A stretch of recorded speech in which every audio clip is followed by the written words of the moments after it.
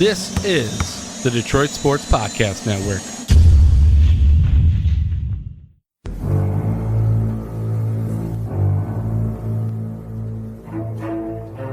Thanks, everybody, for downloading the latest edition of Check the Report. I am the Doc, John Macaroon. Joining me today, a special guest. You know, when I started this project, there were a handful of people that would message and that would interact.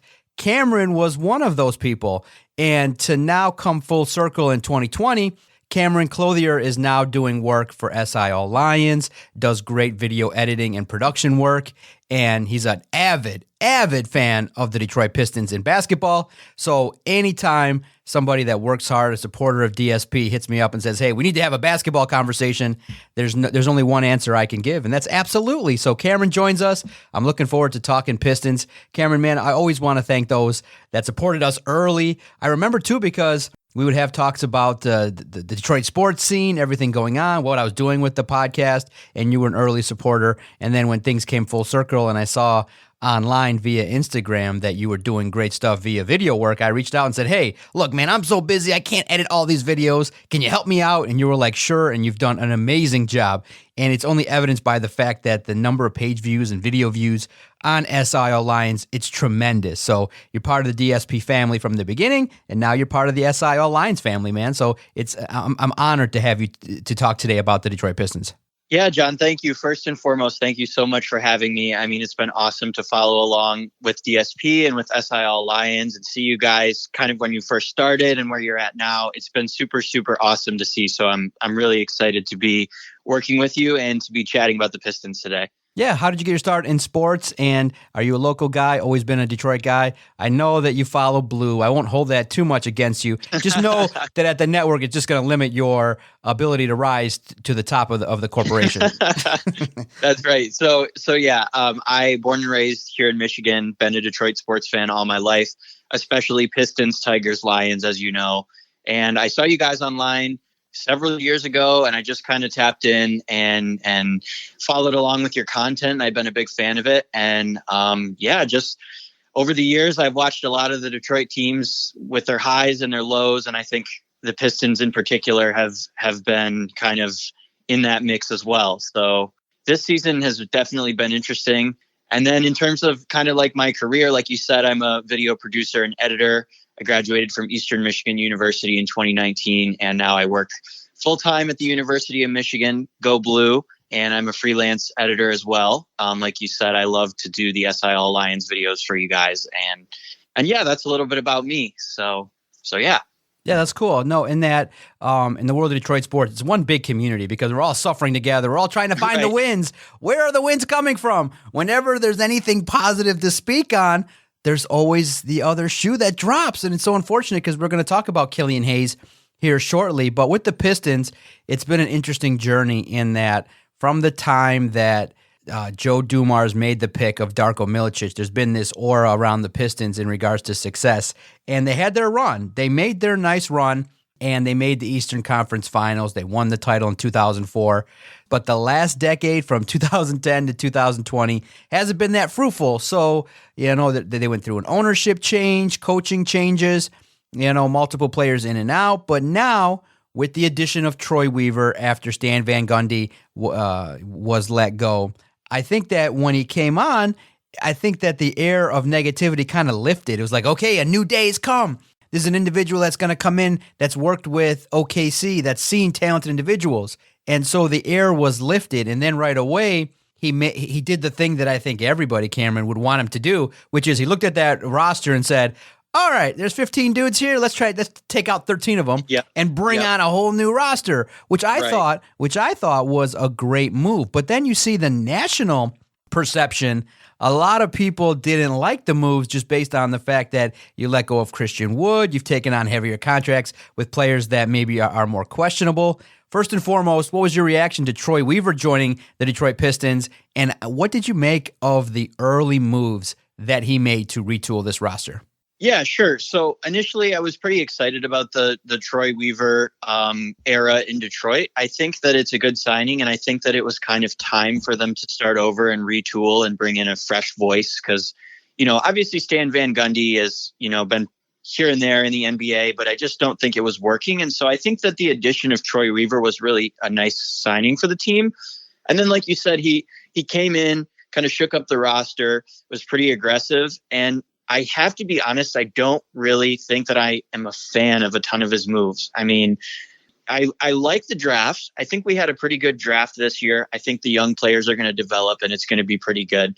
But aside from that, you bring in a couple veterans, you bring in some shooting guards, Andre Drummond walks the year before, so you bring in a Mason Plumlee, who's a veteran center, Jahlil Okafor. I mean, this roster seems different, but it doesn't feel particularly exciting. So I guess I'm a little bit puzzled about the moves that Weaver made.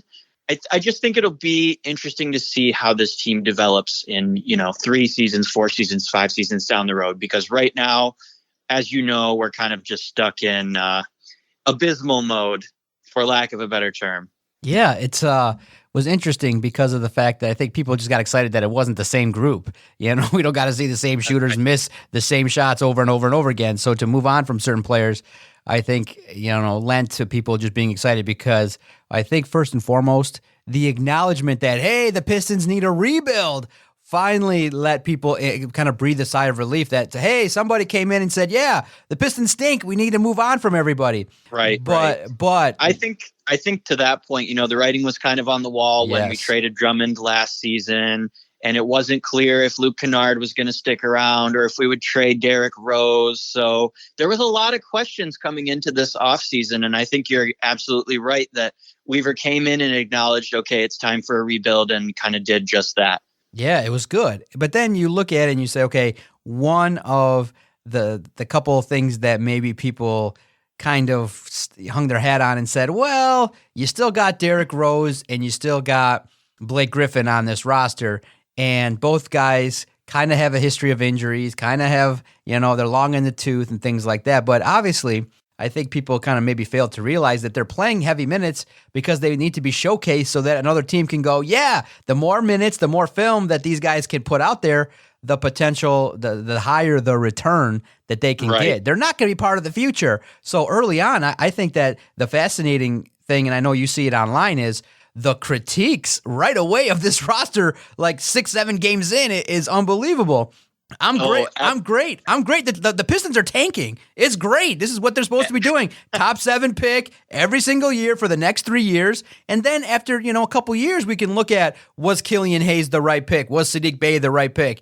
I think you at least got to give it that, hey, they're tanking and it's fine. I have no issues at all regarding this roster and what the Pistons are doing at this moment in time.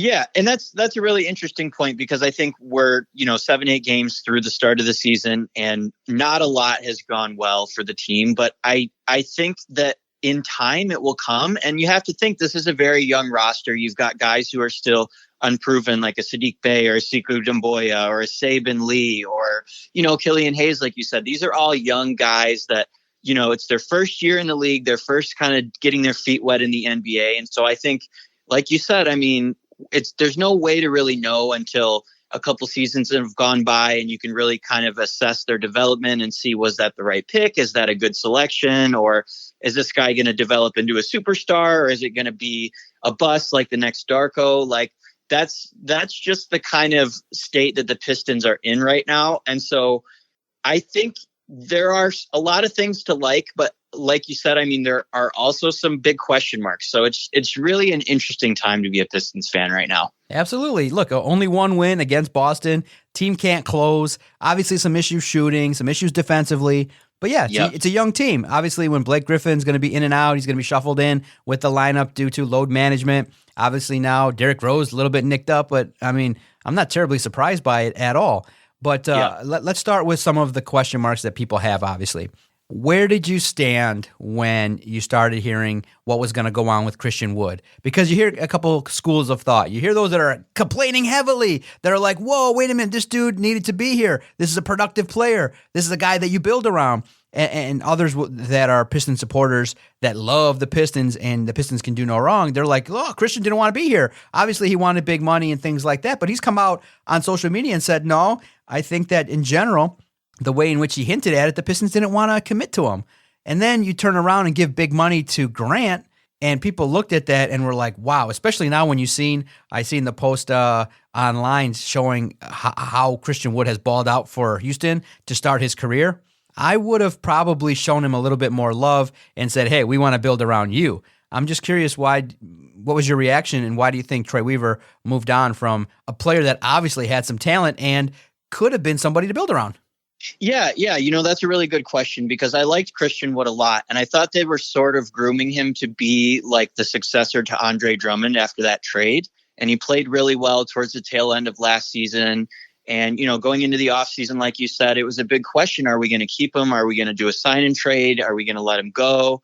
And ultimately, they made the decision to let him go. He goes to the Houston Rockets. He's had a really great start to this season. I mean, and yeah, to me, it just seems kind of disrespectful to Wood as a player, because he has talent. The skill is there. He has the potential to be one of the best centers in the league. And as the Pistons, you sort of give him, just that wave goodbye and that disrespect. And then you turn around and, like you said, you sign Jeremy Grant, which to this point has looked like a really good signing. But, ultimately it is disrespectful to Christian Wood. And if it comes down to it, do you want to pay Christian Wood or do you want to pay Mason Plumlee? And I think, although they signed Plumlee, I am a fan of Wood. And so that one was kind of a tough pill to swallow for me. Yeah, it's a tough pill to swallow for everybody because he's balling out. That's what you need. You need a guy that, hey, you can count on, drop 25 points a game. It's not That's not something that, when the fans return to Little Caesars Arena, I would have paid. I'd love to have seen Christian Wood night in, night out. You got to have a little bit of box office. I know I'm not paying to see Derrick Rose and Blake Griffin hobble out there. That's for sure. That's right. That's right. Absolutely. Especially because, for those who don't know the story on Christian Wood, he went undrafted in the league, signed to play in the summer league, spent time with Philadelphia, bounced around the league a little bit, and then he finally got picked up by Detroit. He beat out veteran Joe Johnson for the last roster spot last season. Nobody really knew who he was. And then he sort of blossomed into this, really great player, really talented player, can get you 25 points a night, can grab you some rebounds, really good defensively. And it's like, this is the kind of guy that you want to be the big man on your team. And then the Pistons had that right in their hand. And then to just let him go just was a very big question mark for me, like a lot of others. So, yeah. So the good thing that Troy Weaver did, which I think any fan of a team that wants to see that their team do well, is he acquired more picks. He made trades. It was like trade, and it was like good. He got 2 first-round picks in the first round. When have we seen that lately? It was like, yes, draft night was actually exciting, something to talk about. So, Weaver already earned a nickname, Trader Troy. Somebody that can make some moves, and that's good. And that's how any reasonable National Basketball Association team is going to be built, is through the draft and through, when the time is right, selectively paying the superstar. Obviously, everybody knows that. The Pistons got to find their one superstar that they can count on to get the biscuit in the basket, can be their guy. And right now, they're not anywhere near that phase where they can acquire that person. So patience, everybody. So when you see a team that's tanking, they're not going to come out and say, our purpose is to lose every game and not to compete and to earn a high draft pick. No, they're going to say, we're talking about development. Let's look to the future. That's all code for tanking, guys. So it's all code. You got to read between the lines, because nobody's going to come out and say we're tanking. They just don't do that. But what you do is you start playing Killian Hayes a lot of minutes. You start playing Sadiq Bey. You start playing a lot of these young guys, and you put them in positions to see what they got.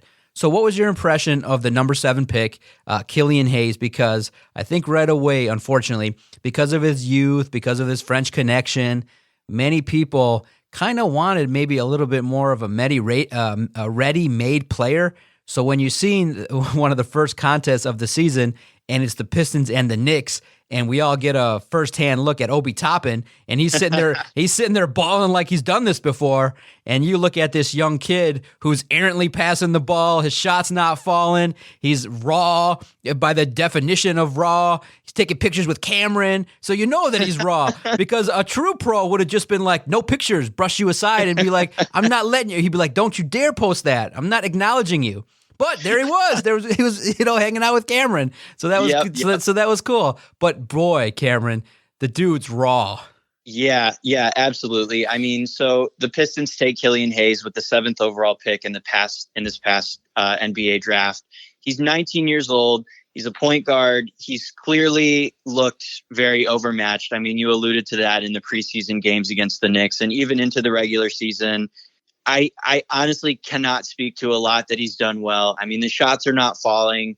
He kind of looks lost defensively out there. I think he's very raw, and I think that this is going to be a project that if the Pistons are willing to commit to him, they're going to need to develop him through coaching and just continuing to play those games and, developing relationships with other veterans. Like I know he's been learning a lot from Derrick Rose, which I actually like. But I think you kind of said it best. He's very raw, and I think at this point in time, he looks kind of overmatched here in the NBA.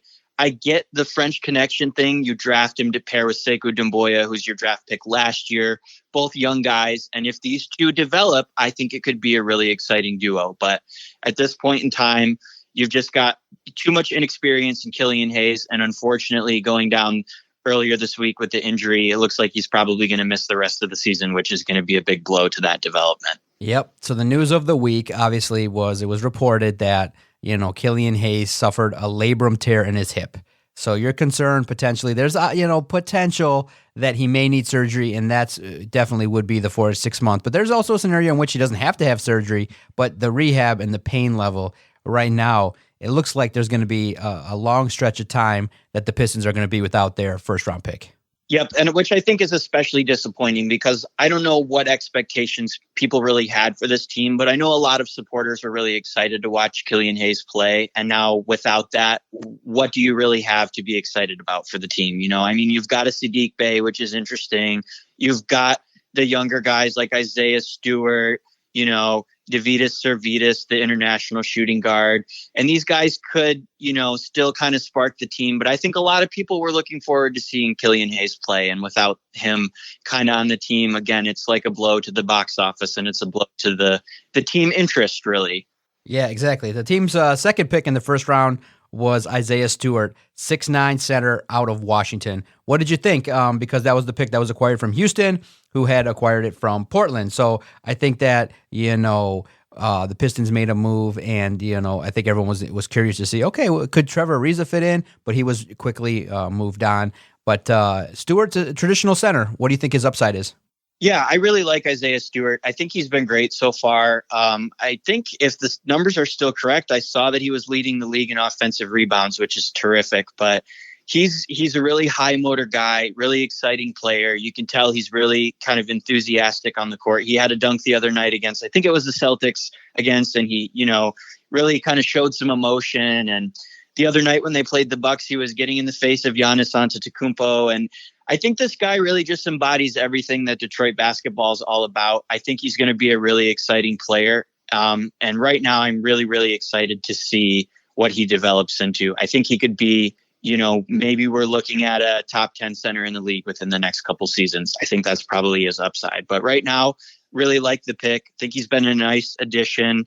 And, there's not a lot to be excited about on the team right now. But I think Isaiah Stewart is definitely one of those bright spots. Right away, you get another pick. Pick number 19 goes to Sadiq Bey. I think, and I'll ask you too, we'll give it some time because I was never attached to Luke Kennard. I mean, yes, the dude could shoot three, but unfortunately, as is the case so often, he fell victim to being a player that everybody didn't want because the Pistons passed on an opportunity to draft a better player.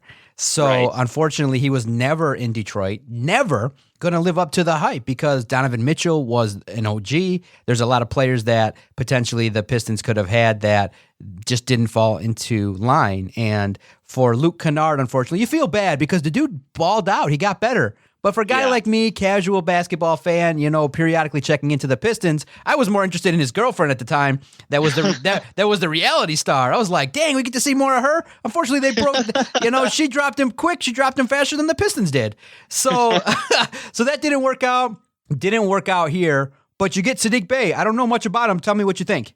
Yeah. So a little disappointing to see. I agree with you to see Luke Kennard didn't really live up to the hype. I was a little bit sad to see him go in the draft deal with the Clippers, but you bring in a guy like Sadiq Bey, 21 years old, a shooting guard out of Villanova. I don't know too much about how he played in college, but I have to be honest when I say I really like what I've seen from him in a Pistons uniform so far. This is another guy who's high energy. He's gotten some minutes off the bench. He's hit some threes. He's pretty good defensively. I mean, I think, is this guy going to develop into like the next Kawhi Leonard? Probably not. But I think if he continues to play well and perform like he has, I think this is going to be a very solid addition to that Pistons team. So did the Pistons make a mistake on Luke Kennard because of the fact, obviously, the Pistons were not going to extend him like the Clippers did. But that's right. But is this guy going to come back to bite the Pistons in the butt? Because obviously, he may feel the burn of having an organization move on from him. The dude can shoot. He was getting better. It's just he wasn't at the talent of players that the Pistons could have had.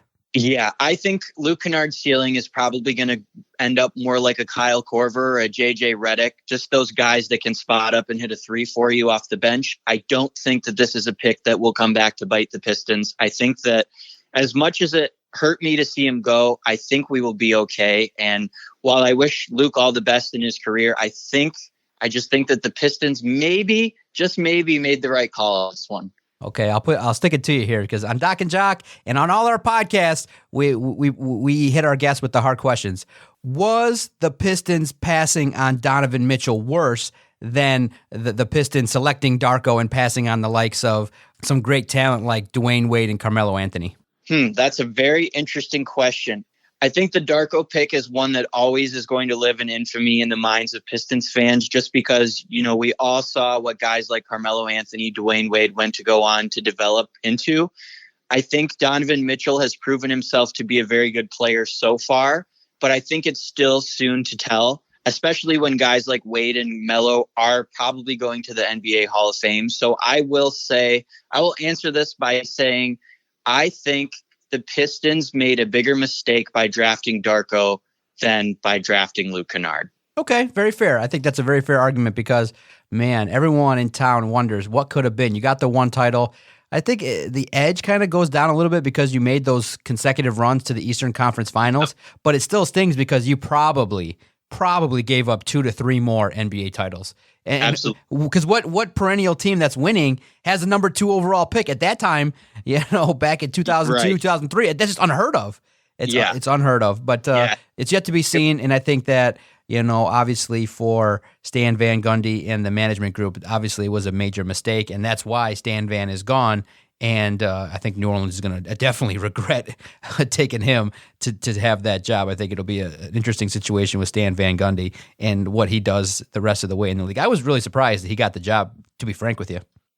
Could not agree more. And honestly, the issue that I had with Stan Van Gundy is it seemed like he always struggled to develop our younger players. And I constantly remember an example of this was him clashing with Stanley Johnson, who the Pistons had a couple years ago. It always seemed like Johnson was frustrated or was getting, spotty minutes. And he just really never developed into that guy that the Pistons wanted. And I really attribute that to kind of the lack of Van Gundy to connect with those younger players. And so when they moved on from him and they brought in Dwayne Casey, I was really excited because we all saw what Casey did with the Raptors, and it was funny because he actually won Coach of the Year and then the Raptors fired him and then the Pistons were able to get him. But as far as Casey's concerned, I like him at the helm right now. I don't think you can fault him too much for the team's performance just because they are a young team, still not really developed. So I think if we hang on to Casey for now, give him another year, another 2 years, see what happens, I think we'll be in good shape as well. Okay, so what is your impression of Dwayne Casey? Because I really would love to pick his brain because obviously he comes to Detroit after Stan Van Gundy and there's a team in place and the idea is he's going to take over the team and kind of get them over the hump a little bit. And then all of a sudden the team shifts. There's a reset. And now it's a completely different situation. I feel bad for the guy because of the fact that he leaves Toronto and Nick Nurse takes over and wins the title, and he gets all the credit. And Casey did all the grunt work, and this other guy comes in and gets the star player and gets the opportunity to win the title. So, Casey's been around, obviously. Look, the money's good. He gets to kind of have less expectations, but the man has to have some competitive drive. And he's going to face a lot of losing over the next couple years. You feel bad, but you get the sense this is going to be a Ron Gardenhire situation where he's there, it's a transition, and when the team's ready to win, it's going to happen again. He's going to get replaced by somebody that's going to take the keys and probably get the benefit of the fruits of the labor. Yeah, absolutely. I think that's a really interesting point. I think Casey, from my impression, I think he's a humble coach. He wants to win, and it seems like the players connect well with him and enjoy playing for him. But like I said, I can't really fault him too much for this team because he's got a roster that's, you've got a couple veterans in Blake Griffin, Derrick Rose, Wayne Ellington, but then you've got your youth. You've got your Sadiq Bey and your Killian Hayes and your Isaiah Stewart. So he's had to get creative with the rotations and the lineups that he puts on the floor. And it's like, some nights you see guys playing and then other nights they don't play. And it's like, that's just Casey maybe experimenting with these different rotations to see what works the best, see what's going to give the Pistons the best chance to win. And I think that while he is a good coach, I agree with you that I don't see him taking this team to the top. As unfortunate as it is, I just don't see it with Casey. The placeholder, the guy that gets to sit there and do all the work. But look, man, the money's good. That's what they pay you. You still get to coach in the NBA. It is what it is. Sometimes you're in a position where, you're told to do X, but sometimes Y has to happen. That's life in big time sports. And, that's right. And I think that he's going to have a good working relationship with Troy Weaver. And I do think that this year, all we're going to look for is the development of Sekou Doumbouya, how these players gel together. What's the identity going to be? Do fans get back to LCA? Look, if they win 10 games, fine, no big deal. They abbreviated the schedule.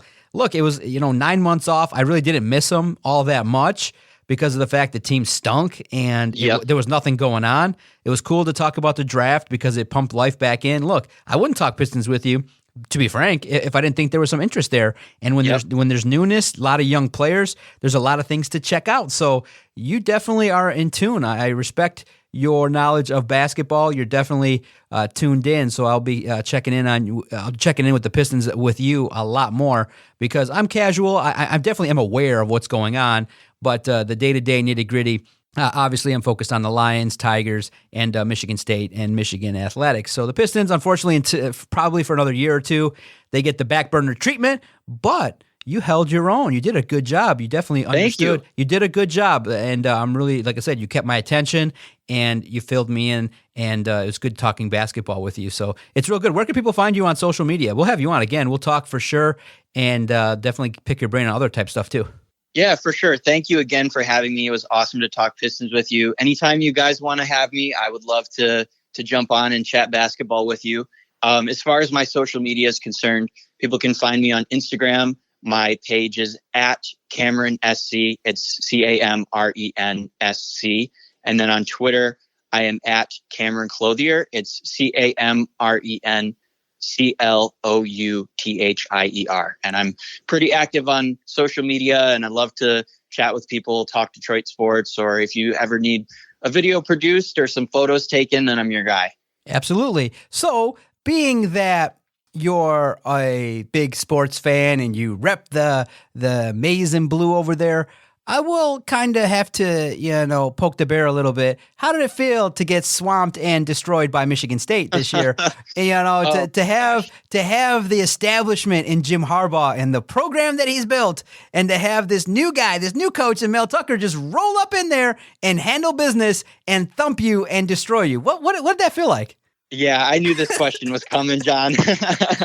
No, it was definitely tough. It's been an extremely frustrating season for Michigan football. Harbaugh just looks as lost as ever out there. And so to have Michigan State come in with the first-year coach and really beat the snot out of us was tough. It was pathetic and embarrassing, and it was a hard day to be a Michigan fan, especially because I heard from you shortly after about it. I got a hard time from you shortly after about it. So, yeah, that was tough for sure. Exactly. Whenever there's going to be some situations that negatively affect Michigan, look to Detroit Podcast, look for the DOC. He'll be dancing because I make no bones about it. I have respect for Michigan. There's no problems. But whenever it's Michigan State, obviously, like I said, I do a podcast with a staunch Michigan supporter. Vito's a Michigan supporter. I surround myself with everybody around me but me loves Michigan, so there's no problem there. But whenever Michigan State has success, there's no bigger cheerleader. There's nobody happier in the world that Jim Harbaugh is struggling. And if you've noticed,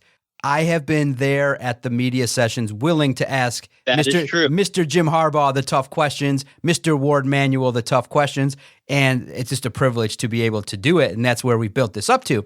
So last question might be easy for you because I think by and large 90% of the Michigan fan base is just like, seriously? Ward Manuel's going to give Harbaugh an extension? What the hell? Yeah. You're over it. You want somebody new, right? Yeah, well, here's the thing. So I've been seeing the rumors that Harbaugh might get the extension, but then there's the rumors, is he going to go to the NFL? Are the Lions an option? What potential NFL opportunities exist for Harbaugh? And here's the thing. While I don't think that Harbaugh is the answer anymore, who could we bring in that could be better? And that's the question. I don't think there's an immediate option that really excites me. Not that Harbaugh does, but I just don't think there's an immediate option that would do any better than he's done. Oh. And that's kind of my takeaway opinion on the Harbaugh situation. Look at you guys. Michigan Wolverines have made their fans settle. Who's next? The who's next question. Really, Cameron, that question's easily answered. Anybody, because of the fact that a coach can come in and pretty much win 8 to 9 games at Michigan if they just recruit right, because of the fact Michigan has such a large brand. You can get 8 wins.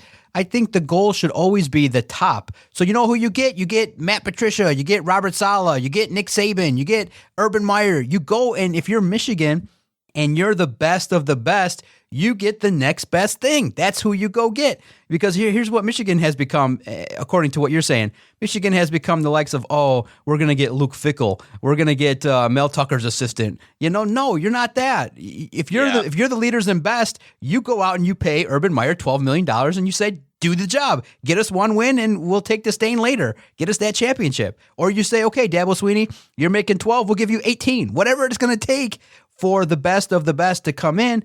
Or you say, look, you have to go down and say, look, Ryan Day, you want control? We'll give you a 15-year contract, $150 million. Just come here and do the job. Make us what you're doing. You know what I'm saying? So that's what you have to say. And so I feel I sense it, so we'll end it. I sense the defeat in your voice, and I don't want to keep doing that. I want to end on a high note. We've had a good time. I don't want to keep browbeating you because you have to go to take pictures at Michigan Stadium, so bland and ugly.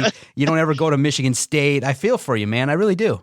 Listen, though, if you want to talk Michigan basketball, we can talk about that one all day, John. Yeah, absolutely. When Michigan State thumps them and Aaron Henry drops 30, I will definitely call you, and we'll have another conversation as Michigan State will go 2-0 again this year. Because oh my God, no, good. Yeah, Michigan's a basketball school now. That's what the football program has made everyone think, huh?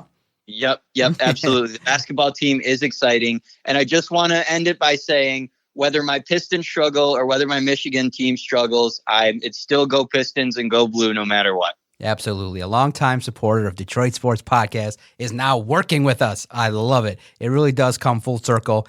And when I saw that, I was like, man, 7 years flew by, and you were a young teenager at the time. And so I'm sorry my content then was a little bit more harsh. But I did what I did at the time. I'm a little older now, a little bit wiser. But at the time when I built it, it was a wild situation. I think that's what drew people's attention was I think people knew that I was as passionate, as crazy as they were, and as relatable. And I definitely show appreciation to those. And I remembered, because that was the first thing I remembered, was there were certain people that were heavy into the podcast that would message, that would weigh in, debate me, and they would do it regularly. And so those people that did it early on, when we were nothing and not even close to part of the media, I remember it. So when an opportunity came to even repay it, I repay it in spades. And so for you to work at SIL Lions is an honor. I appreciate it. I appreciate you not muting us or blocking us.